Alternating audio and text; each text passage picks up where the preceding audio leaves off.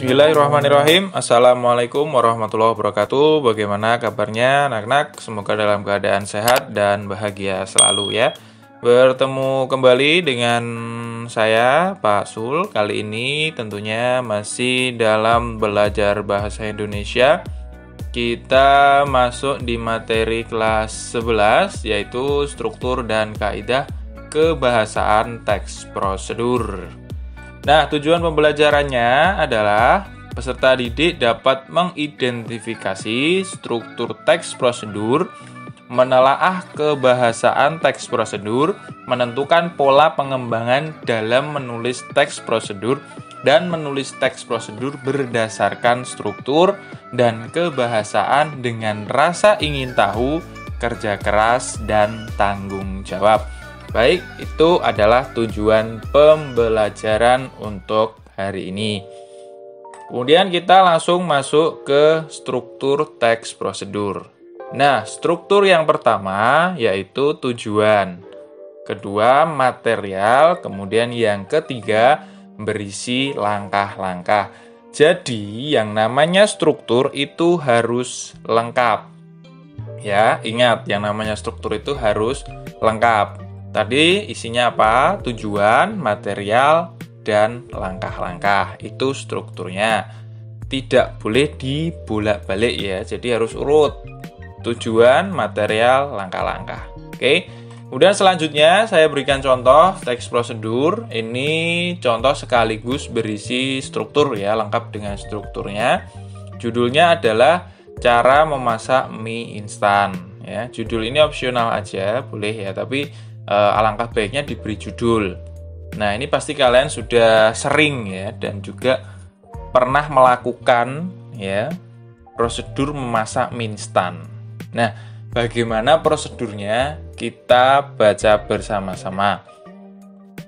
Berawal dari tujuan, mie instan adalah makanan yang sering kita jumpai. Selain harganya yang murah, mie instan juga mudah untuk dimasak. Berikut adalah cara-cara memasak mie instan. Nah, itu adalah tujuan. Ya, tujuannya adalah tujuan teks prosedur ini ya, untuk apa gitu. Oke. Kemudian material itu berarti bahan-bahan. Ini biasanya teks prosedur tentang tata cara masak ya atau resep. Itu biasanya ada bahan-bahannya. Bahan-bahan yang dibutuhkan adalah mie instan 1 bungkus dan air secukupnya. Kemudian langkah-langkahnya, tata cara memasak ada 1, 2, 3, 4, sampai 9 ya. Ini ada 9 langkah dalam memasak mie instan. Oke, pasti kalian sudah bisa semua ya, karena mungkin sudah melakukan yang namanya mie instan. Itu pasti instan, praktis gitu ya, mudah untuk dilakukan. Kita lanjutkan. Kaidah kebahasaan teks prosedur. Nah, kaidah kebahasaannya menggunakan pola kalimat perintah atau kalimat imperatif. Nah, kalimat perintah itu merupakan kalimat yang mengandung makna meminta atau memerintah seseorang untuk melakukan sesuatu. Bisa dipahami sampai di sini? Bisa ya? Saya ulangi lagi, kalimat imperatif itu adalah kalimat yang mengandung makna meminta atau memerintah seseorang untuk melakukan sesuatu. Contoh, tolong matikan keran itu. Jangan membuat ribut anak-anak. Nah, ini ya. Saya minta kerjakan tugasmu tepat waktu. Nah, ini merupakan kalimat perintah atau permintaan ya. Ini maknanya kan meminta. Jadi untuk kalimat yang ketiga kalimat ini intinya itu adalah maknanya meminta atau memerintah. Tolong matikan keran itu ya, itu berarti ada perintah. Kemudian jangan membuat ribut anak-anak ya, maknanya meminta dan lain sebagainya. Oke, sampai di sini paham ya? Kita lanjutkan. Kemudian kaidah kebahasaan yang kedua di dalam teks prosedur itu ada kalimat deklaratif. Apa itu kalimat deklaratif? Kalimat deklaratif adalah kalimat yang berisi pernyataan. Fungsinya untuk memberikan informasi atau berita tentang sesuatu. Ya, ini gampang ya. Deklaratif itu berarti kalimat berita isinya pernyataan. Ingat, pernyataan ya, beda dengan pertanyaan. Contohnya apa? Ibu mendidik anaknya dengan penuh kasih sayang. Titik. Berarti kan berita. Intinya ngasih tahu ya. Kemudian yang kedua, Paman membakar sampah yang ada di halaman rumah. 3, Joko menyimpan tabungannya di bank. Oke, paham? Kita lanjutkan. Yang ketiga, ada kalimat interrogatif. Nah, kalimat interrogatif itu berarti kalimat yang berisi pertanyaan. Fungsinya ialah untuk meminta informasi tentang sesuatu. Contoh, bagaimana cara pembuatan kue tar? 2, apakah dia bisa bermain bola? Nah, ini berarti ada tanda tanyanya, itu berarti kalimat interrogatif. Yang ketiga, apakah kamu suka membaca? Nah, itu paham ya, ini pelajaran SD ini. Kemudian kita lanjutkan kaidah kebahasaan selanjutnya di dalam teks prosedur, yaitu ada konjungsi temporal.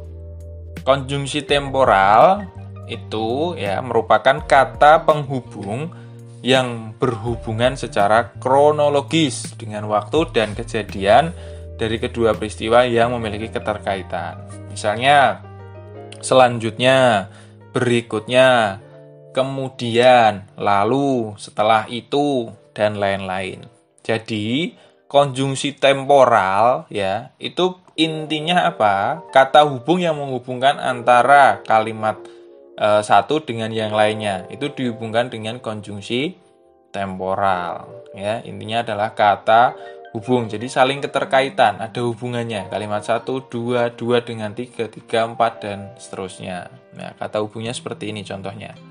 Oke, selanjutnya kaidah kebahasaannya adalah verba material dan tingkah laku. Nah, verba material adalah perbuatan yang mengacu pada tindakan seperti potonglah ubi itu, masukkan air ke dalam wadah. Nah, itu merupakan verba material. Verba itu apa toh? Kata kerja ya. Dan tingkah laku, berarti kata kerja itu merupakan aktif ya. Potonglah ubi itu berarti aktif. Masukkan air ke dalam wadah. Oke.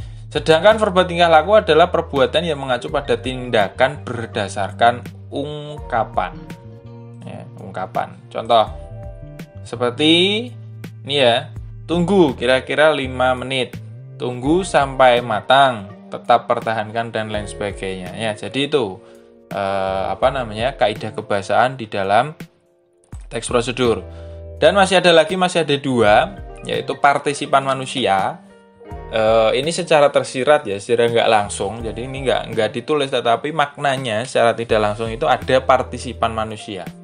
Partisipan manusia itu berarti gini, mempartisipasikan atau mengikutsertakan manusia dalam tulisan tersebut untuk membantu langkah-langkahnya gitu.